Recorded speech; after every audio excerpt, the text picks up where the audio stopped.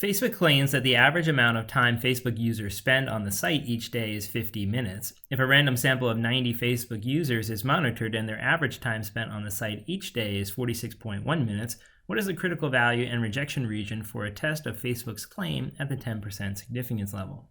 All right, so they want us to find the critical value to test our hypothesis here. So the first thing we need to do is kind of write down the claim and then derive HO and HA. So it says that Facebook claims that the average amount of time spent on the site by users is equal to 50 minutes. So we're going to say that the claim is simply that the mean is equal to 50. Now, from there, we can easily derive the null hypothesis and the alternative hypothesis. Remember, if we look at the symbol that the claim is using, it's using an equal sign, and that's a symbol that belongs to the null hypothesis. So we'll say the mean is therefore equal to 50. All right, now for the alternative hypothesis, we have to express sort of the opposite idea. And so the opposite of equal to would be not equal to. So we have our null hypothesis and our alternative hypothesis. We want to pay particular attention to the alternative hypothesis because when HA uses that not equal to sign, it means we have to divide our alpha in 2 in order to find our critical value, right?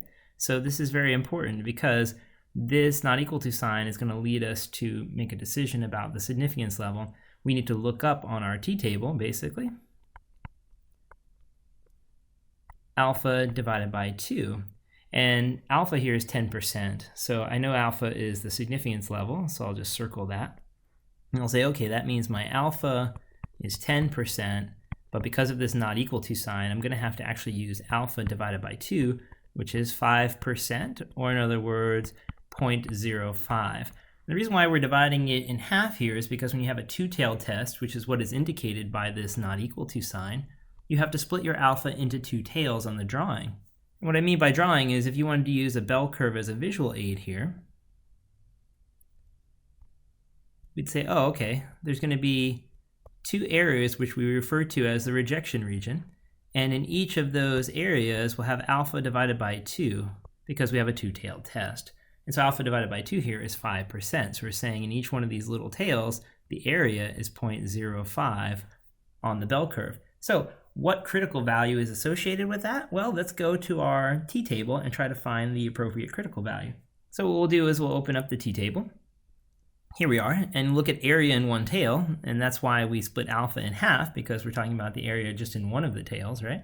And that alpha here is 5% for our purposes. So 0.05, and then we'll go down to the bottom where z-scores are located. If you notice the sample size was 90 in this problem, that means that we can safely assume that the sample mean has a normal distribution, or at least an approximately normal distribution. So we'll go down to the bottom, and we'll find the corresponding critical z value, and there it is. It's 1.645. 1.645 then is our critical value. So that means 1.645 would be the location here on the right. Remember, on a z number line, it's centered at 0. So on the left, it's negative 1.645. So we have 2 critical values then. Our critical values are equal to plus and minus 1.645. All right, great. Now, what's the rejection region then? Well, if you look at what I have here drawn down here, a little bit small, but hopefully you can see that clear.